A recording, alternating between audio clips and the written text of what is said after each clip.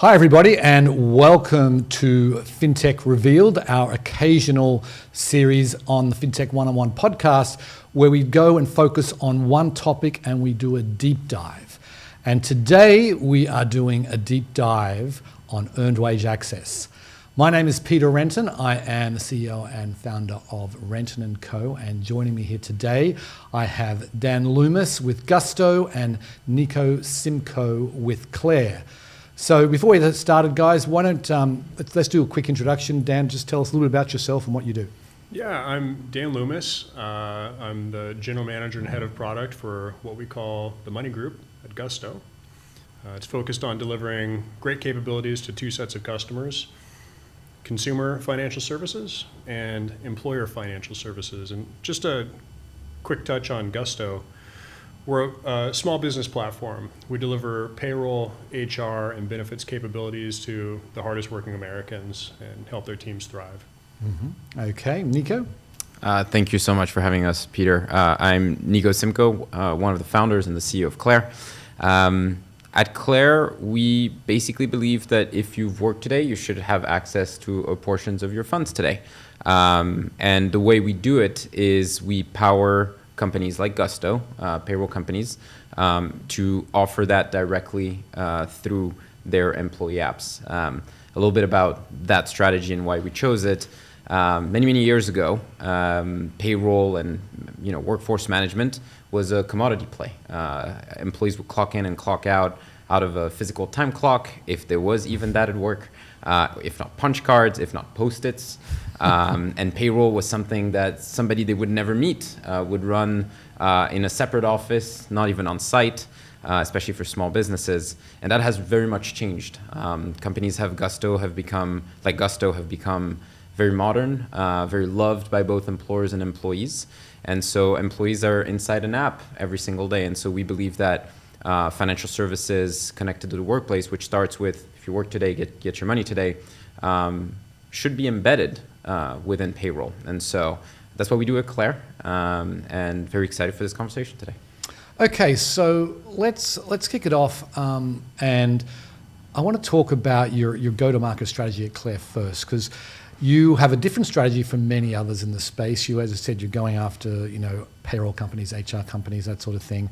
Why do that rather than go direct to consumer, for example? Yeah. So typically in the earned wage access space, there's, remove Clair for a second, there's two types of wage advance companies. The first type will go direct to consumer. What they'll do is they'll probably be available, found on Instagram or other social media platforms, and then they will allow employees to download a new app. Typically, they'll use a financial services connectivity platform called Plaid in order to read kind of the financial health of an employee, and then based on that data, they would advance funds. That works. Those companies have scaled enormously and have solved an issue, which is the rapid need for cash. However, they don't have a very important piece of data, which is, has an employee worked or not? And can you connect to the workplace in order to make sure that that money is paid back? And so typically those apps are a little bit more expensive for the employees, and expensive can come in two ways. One is monetarily more expensive, meaning the fees are higher, or it's expensive in terms of kind of product requirements in order to sign up. Things like you have to be with us for multiple months, you have to have a direct deposit. And so there is still a limitation of millions and millions of employees who don't qualify or think it's too expensive, who would like something that's a little bit more affordable. Then you have the other type, and I know I'm going a little deep here, but you have the other type, which is kind of has exploded, I think, over the past 6-7 years, which is a direct-to-employer model. Right. The direct-to-employer model is a lot more affordable. It's a true benefit. Typically these providers will charge less than $5, which almost every single consumer feels like is completely fine to get money instantly. And the reason why they can do that and still run a good business is because there is direct connectivity to the employer for both repayment and data. However, there's a fundamental kind of limitation of that model is that you need to go and talk to the employers one by one. And you need to convince HR. And if you look at the data, about 83% of all employees work for businesses less than 250 employees. If you've ever talked to a business owner who manages a small, medium-sized business, they have a lot of things to do. Yep. And they don't have, the benefit of having large benefits teams and HR teams. And so they kind of rely a lot more on high-tech payroll and workforce systems that they buy when they, when they start as a business or when they grow into a certain size.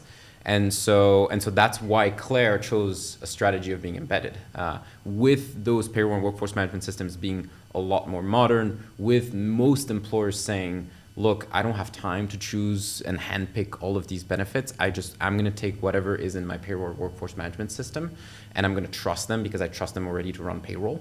That is why we believe in it, and not every payroll can do it, but that's why we believe in that strategy. Right. Gotcha. Okay, so Dan, I mean, you live in the world of small business. What was the impetus for Gusto to embrace earned wage access? What sort of piqued your interest? Was this driven by your end clients? What was the story? Yeah, great question. What we try and deliver at Gusto is complete empathy for our customers, and we serve many, but broadly speaking, we have hundreds of thousands of small businesses, and like Nico said, these small business owners, they wear tons of hats, and they hire Gusto to help solve a lot of pain for them, including a comprehensive, fair, and affordable set of benefits that they can offer to their workers. We empathize with the small business owners. We also empathize with the end worker, or the consumer in this whole experience.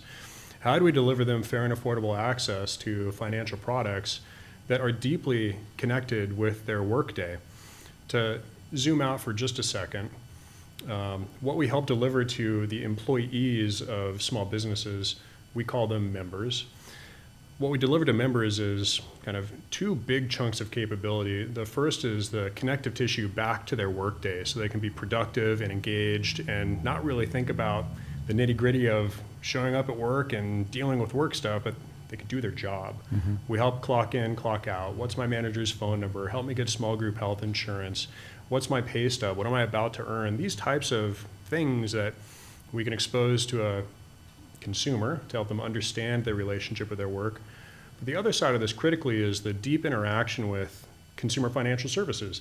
How do I bank? How do I accelerate wages faster? How do I get paid earlier? How do I help save $50 a month for 6 months for my trip to Hawaii? And in the relationship with Clair, how do I accelerate funds that would typically arrive next Friday to today because my tire is flat today and I have urgency right now? So this is the use case that we're trying to solve for, and we understand who we need to partner with by deep empathy with both of these large customers, and it led us to Clair. One of the motivators for partnering with them is I bet on teams. Who's a great team that you can get in the trenches with and solve real problems quickly? Check. Nico and his team have been absolutely terrific. The second part why we chose Clair is a deep understanding of compliance in this space. When you deploy these types of capabilities to consumers, you really need to do so in a thoughtful manner, check all the boxes at state and federal levels, partner with the right financial institutions to ensure that this is done correctly, package it up in an experience that consumers love and trust, and that's what we found in Clair. So empathy, the right partner, and the right product experience, these are a few motivators for choosing Clair. Okay. So then, what's involved in getting someone like Clair up and running? I mean, it's not a trivial process.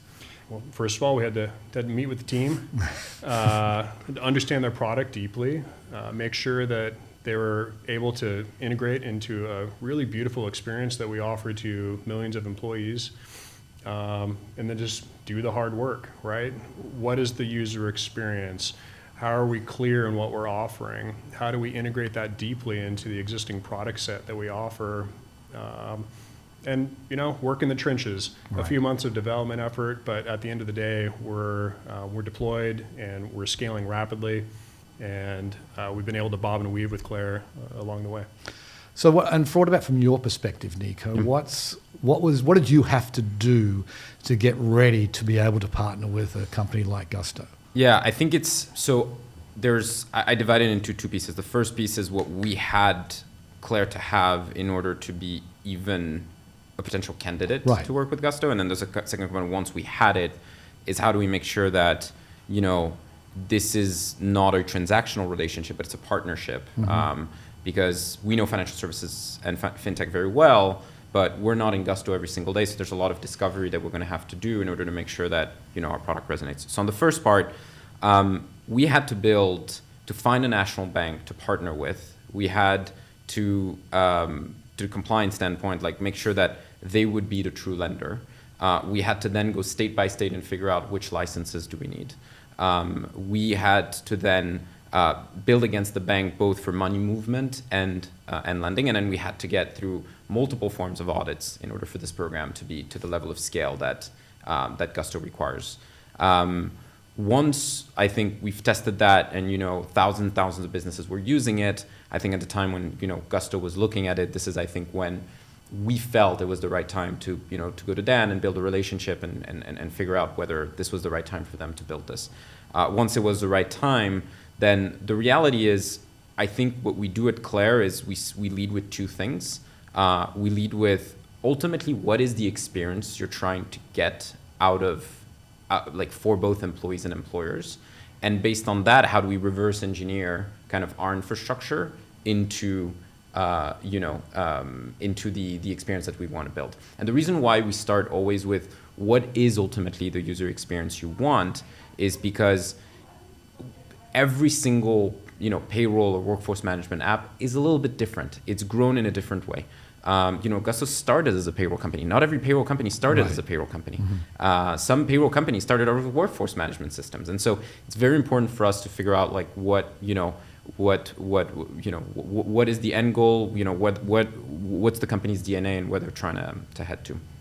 And then I think the last piece is we believe that these products, although they're deeply, financial and it's a lot of complexity behind, they're going to be built by people. And so what I tell the team and what we put a big emphasis on is investing in the people and the relationship. We're going to learn a lot from our partners. I tell that to the team all the time, but we also have to share as much as possible about our knowledge and help our knowledge grow with our partners' understanding. And so what means is that we don't see our product as a finished product. We always see it as hey, what can we learn literally this week about what employees, employers have said, of what our partners have said in terms of how it is to work with us. And over time, we try to build deeper and deeper relationships so that 5-10 years into a partnership, we can grow more and launch new features. Right.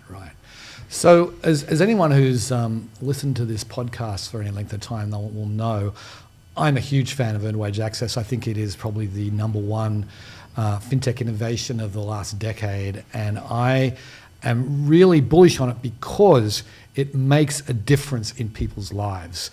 And so maybe, Dan, you can tell us, what are the use cases? What are people using earned wage access for at Gusto right now? It's profoundly important for our consumer base that uses financial services with us.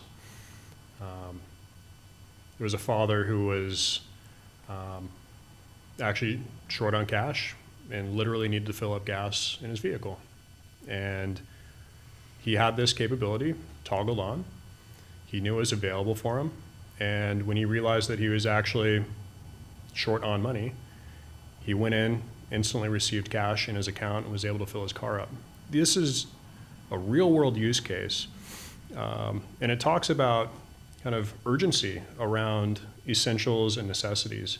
We provide that security blanket, that comfort, with a always on backup. If you're short on cash and you need to just get a little bit more, that's available. Another use case, there was another father who took his family on a cruise. And he wanted to do a little something extra special for his family. And he tapped into his app. He saw his available balance, saw that he had a little bit more that he could borrow from his next paycheck, and took that out to treat his children in a family vacation. So you have these bounds of cash flow urgency for essentials, and being able to flex forward a little bit of your pay a little bit earlier really helps. The other bound of this is, how do I add a little bit of joy, a little bit of delight in these kind of highlight moments in life? And we see a broad spectrum in between that. Right. And that's the thing with earned wage access. You as every employee in the country, as soon as they start work, is lending money to their employer that they have not received. So that's one of the reasons why I love it so much, because I feel like it's your asset as the employee. So what is, maybe we could talk about, and I'd like to hear both of your perspectives here, like what is the user experience? Maybe Dan, we can start with you. How is it presented to employees as they open up the app and check their balance? Yeah. First of all, we want our millions of members that we work with on behalf of our small businesses to deeply engage with Gusto, because we add a lot of transparency and clarity around their relationship with their employer. And we also expose a lot of capabilities that are cost advantageous for them. We help them solve for urgency of funding, because we are the payroll company. We have some mechanics that we can use to get people paid early. And one of the methods that we bring this to life through is what we call our Gusto cash accounts. So consumers or members can download the app. We get them set up with their work relationship, help us understand who you are, talk to us about your withholdings, how would you like to get paid? And we allow members to send payment to any financial institution. But if they happen to choose Gusto, we have a lot of capabilities that are beneficial to those members. We help accelerate their paycheck. We help them earn great interest on savings. We help them with novel savings capabilities. We also have, like we've been talking about, this earned wage access set of capabilities. And a user would choose to route their direct deposit into this financial services suite of products. Quick onboarding, and then they're in. We want to help steer a little bit of direct deposit into this cash account. And with that, we enable a lot of capabilities like Clair. It's deeply integrated within the flow. If a user happens to click on an area that would take them to talk about Clair, very clear on what Clair is, what they do, how it works. And there's a couple of mechanics here. One is, if you're okay with a few days between requesting and receiving funds, it's absolutely free to an employee. If you need funds more quickly, within, say, 30 seconds, there's a fair and affordable fee for access to those funds instantly. And we deliver those funds into the user's cash account, and they immediately have access to them. It's deeply integrated, but what we try and do is provide a contiguous user experience, but also be very clear of, you're in Gusto or you're in Clair. So part of the, same story, different company, different use case. Embedded fintech is a real thing, and we power parts of our company through embedded fintech players, and Clair is one of them. But we try and expose them as cleanly as we can in a user experience. And so what about from the Clair perspective? I mean, how do you kind of make that happen from a user experience perspective? I think just to give one shout out to Dan, I think one thing that I've really learned to love specifically with Gusto and the strategy that he's leading is he's seeing like one specific component, which is, hey, I'm at the gas station, I need money, and that's only like one part of the story. At Gusto, they've put the Clair experience within holistically something they call the Gusto wallet, which is a card. People can learn how to save. Going back to that example that Dan was giving around the cruise, like I think what I'm impressed with Gusto is that they're gonna try and help that person save up front for the cruise, but then in case for that extra dollars that they want to spend, but in case that they need it and they weren't able to, then Clair can be there as the last resort. And I think that for us is extremely motivating for the team, because we really believe that financial wellness is not a one-stop shop where it's like, you need kind of $200 right now because you're at the gas station. It happens day in, day out.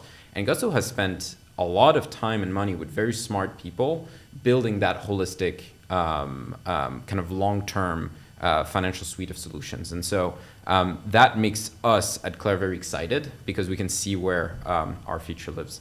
But going back to your question, I think the way we make this work is we try to make sure that the entry points are in the right place. Again, every single application is different.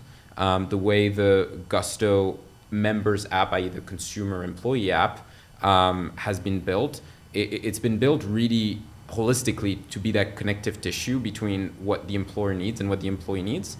And so where you position actually earned wage access to be there at the time when employees need it, it's not that simple. You have to do a lot of research, and you're going to try to put them in different places. You're going to see what people click, and then sometimes you launch it in a certain area where you expect, well, everybody's going to discover it, and then when you realize, boom, actually, and we've seen this sometimes with Dan, like we launch an entry point, or we do a certain release, and then actually, you know what, we didn't get as many people to sign up, and then we review it and realize, oh, maybe the entry point was not right, or maybe the the actual flow when you get into that entry point was not what people expected.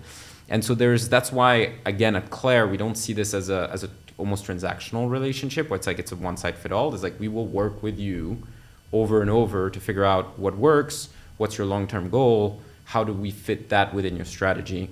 And that's how we a little bit differentiate ourselves from others. Typical earned wage access companies will see payroll companies as a marketplace. They'll be like, oh, great, thank you for the data. I'm going to go and try to sell to your employers. We have a completely different view where Dan and his incredible team are customers primarily, and we treat them as more than customers, like partners. So we will also tell them sometimes if we disagree, or and we will push their thinking. And so that's how we interact. Okay, so it's been almost a year, I believe, since you started rolling this out. What can you share as far as usage? I mean, has this met expectations? Where are you at? Yeah, great question.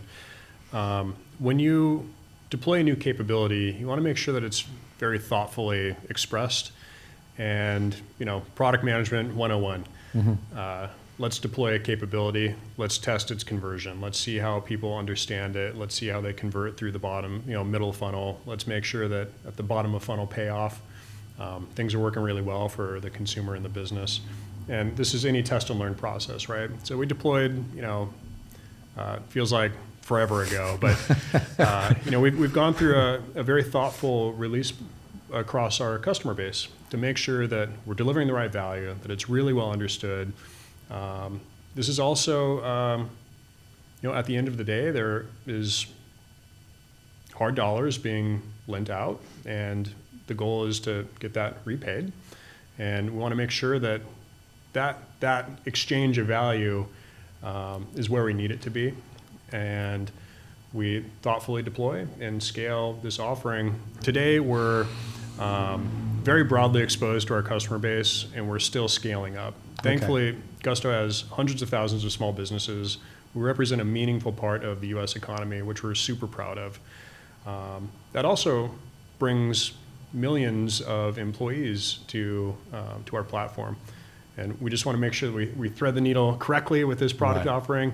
And within the next few months here, we'll be scaled to our entire user base to have access to this capability. But we're pretty meaningfully penetrated against that user base right now. Right.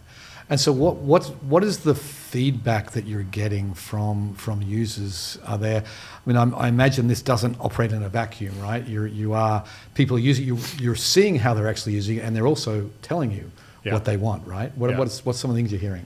Yeah, from a quantitative standpoint, we take CSAT and NPS very seriously.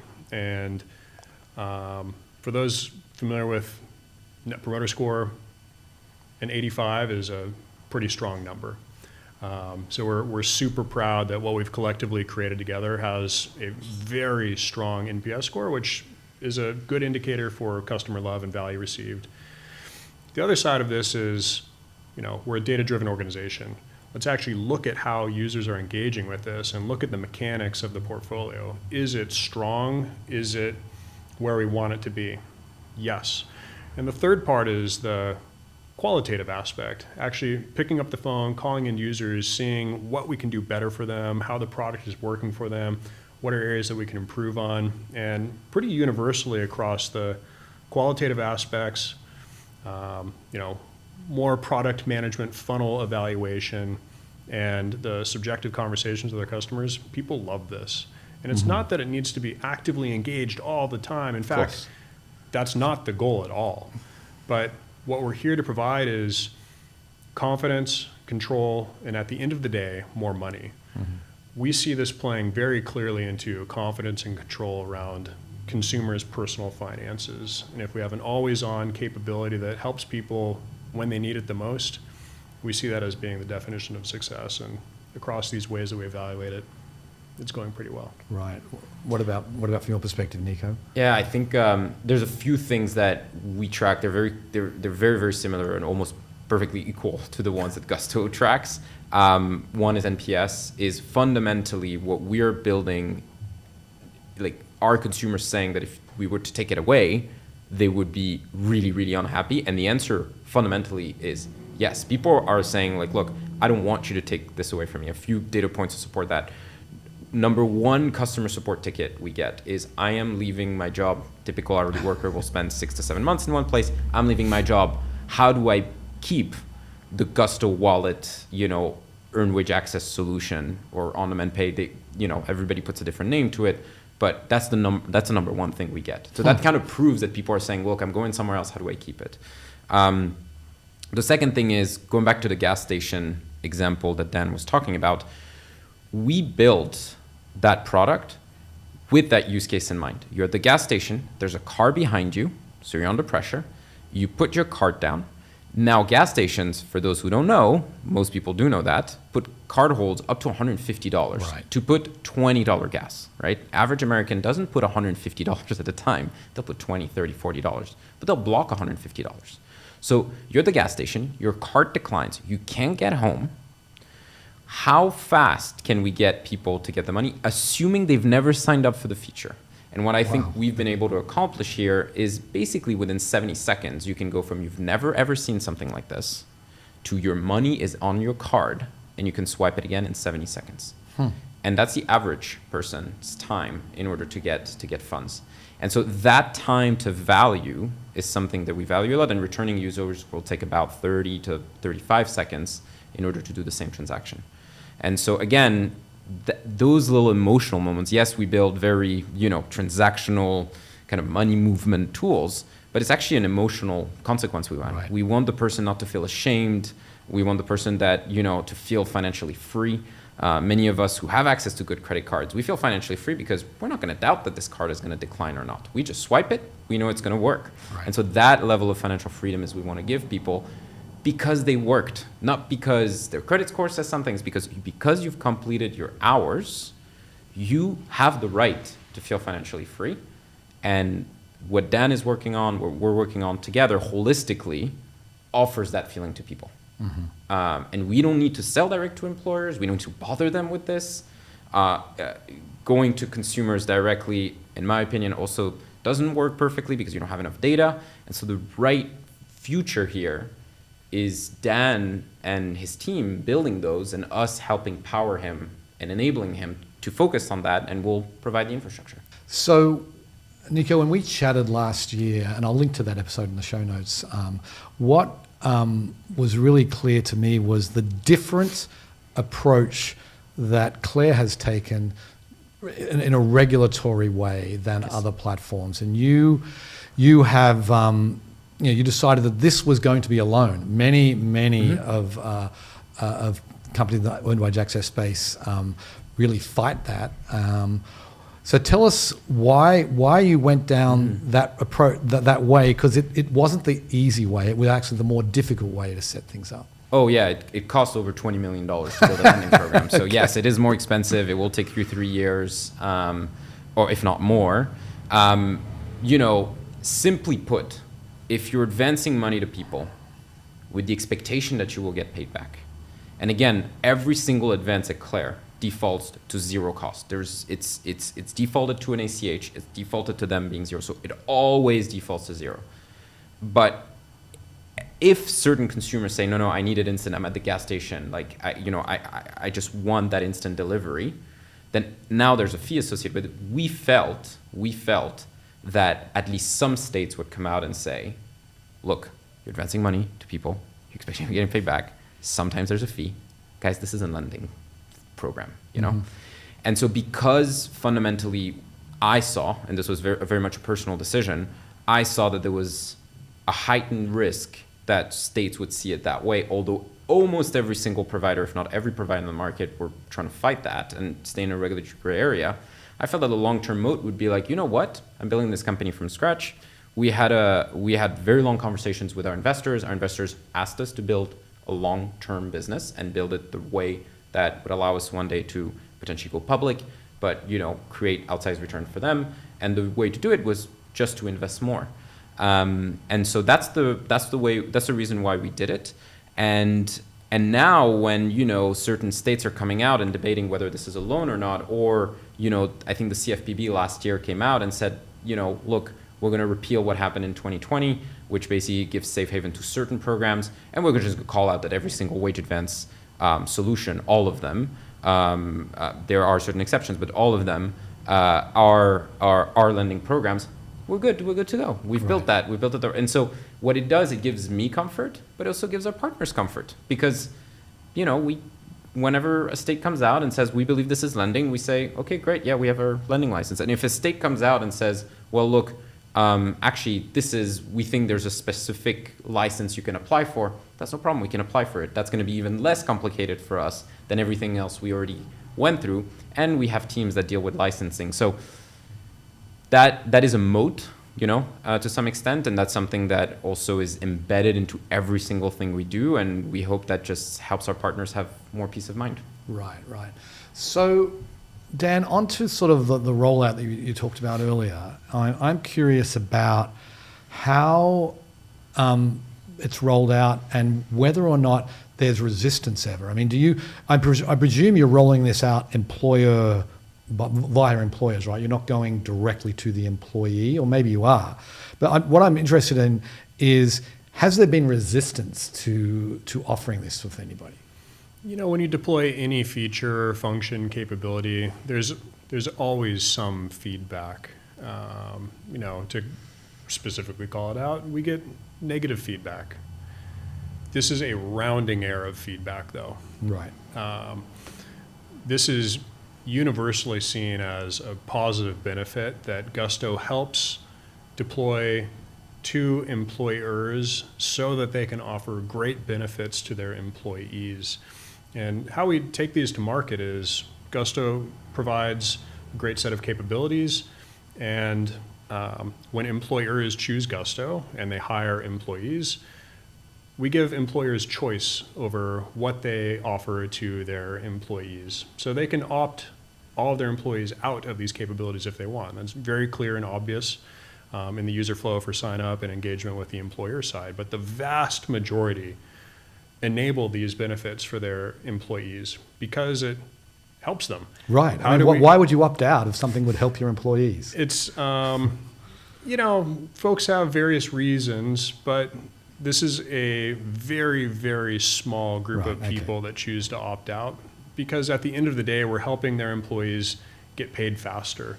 We're helping them save better. We're helping them earn more interest on their money than most providers.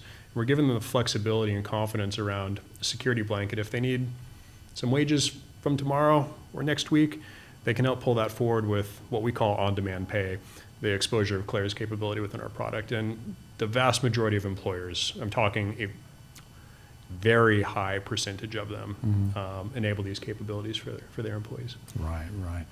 So what, from your perspective, Nico, is stopping more payroll companies signing up for earned wage access? Because it's still not prevalent everywhere.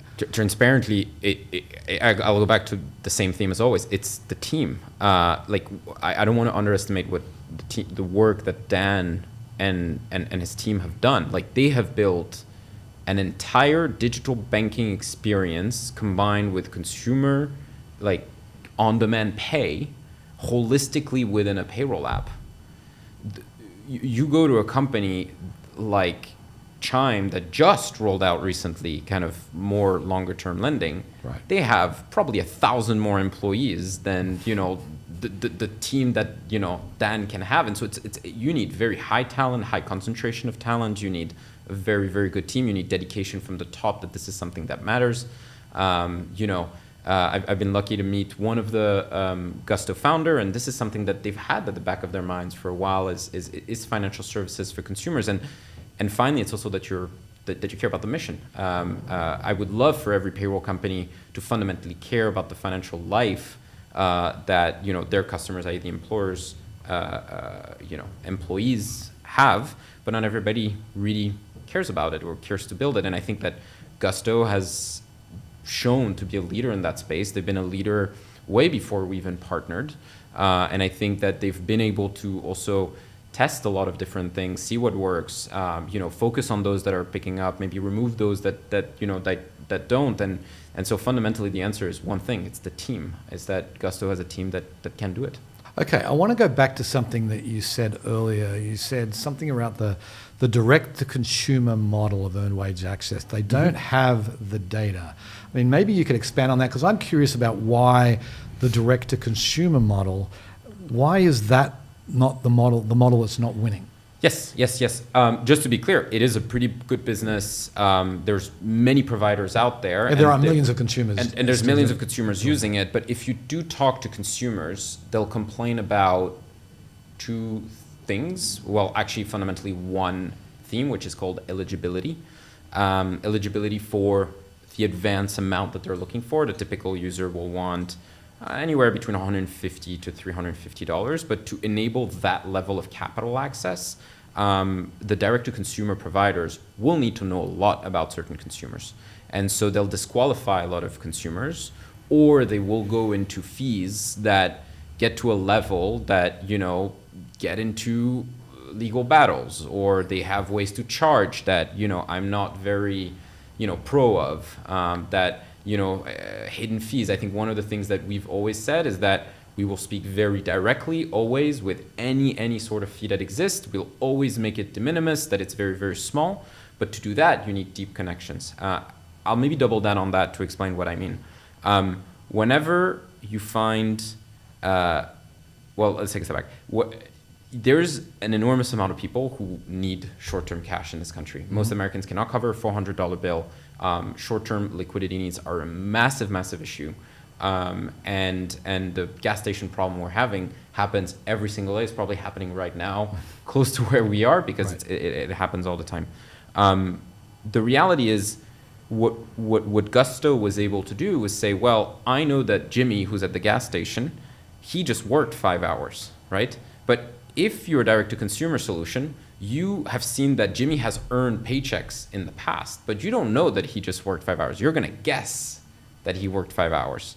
But turnover in these sorts of jobs, about 6 to 7 months. So 1 in 7 chances that he's actually not going to get a paycheck. He's in between one of those months where he's not going to get paid. So volatility risk is super, super high. Right. And so what Gusto is able to do is say, 1, I know that this person worked.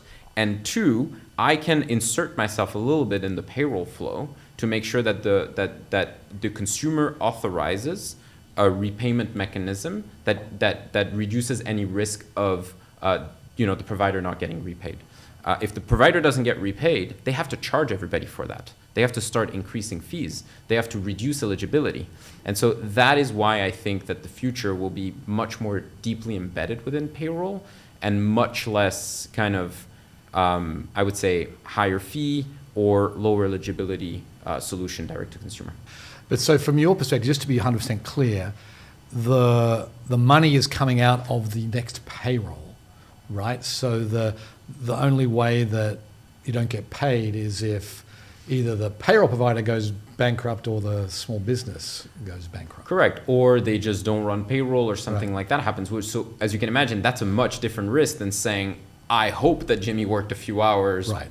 Like that, those are vastly different risk levels. And who wins out of this? The consumer. Because the consumer suddenly has high eligibility faster, 70 seconds, right? Instead of sometimes months in order to get access to it. And they also get way lower fees. for anything that's related. Like we default to free. That's how cheap it gets. Right. We default to free.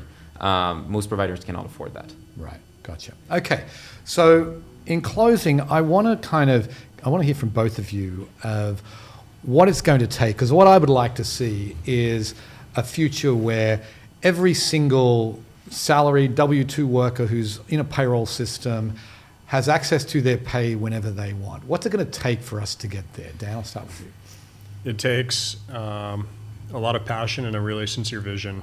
I think that Gusto, we're a 12, 13-year-old company. We're still founder-led. And Josh, Eddie, and Tomer have complete conviction that we're here to be a multi-generational company that solves real problems for small businesses and their employees. You can't waver from that. And when you begin to peel it apart, what is most beneficial and advantageous for small businesses to keep them thriving longer, and how do they employ a great workforce that's retained because they love that relationship? You keep peeling this onion apart, and eventually you get to, how do we move money expeditiously that is advantageous for both an employer and an employee? One great start to chiseling away at this is by integrating providers like Clair that help enable us to deliver on-demand pay. We provide that cash flow urgency solution for millions of employees. And our goal over the next several years is to continue to invest into this small business platform, to continue to solve these problems for employers and employees, to make moving of money easier, faster, cost reduced, less risky, and at the end of the day, in service of keeping businesses in business longer. Mm-hmm. Okay, Nico, you can have the last word. What's it going to take for everybody to have access to this? I think we're seeing an acceleration over, I would say the past 3-4 years, where it started where people who were looking at the space felt like employers should just pay their employees every single day. That's a little bit ludicrous because a small business, probably if you take a restaurant, right, they accept credit cards. It takes 2-3 days for them to even get money for the sales that they made. How are they going to find the cash to advance to their employees? There are ways to do it. And I think if anybody will figure that out, I think it's probably going to be Gusto in this space. But I think once you jump, kind of that rope, then the last solution is, well, let's digest payroll data. Let's find the right regulatory framework. Let's embed within payroll systems. That's what Clair does. And then what it's going to take is amazing teams being built out there. And I think Gusto will have always the benefit of being the first mover, will be steps ahead. Where I think, their heads at is like, what else do we do next? What can we build on top of this that now helps both employers and employees? So, the sooner I think, whether it's a payroll or workforce management system that wants to invest in this, the faster they're going to get to market, the faster they're going to be able to differentiate, create new business lines, create new revenue lines, and be able to, to be accessible. So I think what it's going to take, it's always the same theme. It's the team. It's like, who can build amazing teams? And if you can, then you can be ahead of others. Okay, well, we'll have to leave it there. Nico, Dan, thank you so much. What a fascinating conversation. Appreciate you coming on the show today. Of course. Thank you, Peter. Thanks a lot, Peter. See ya.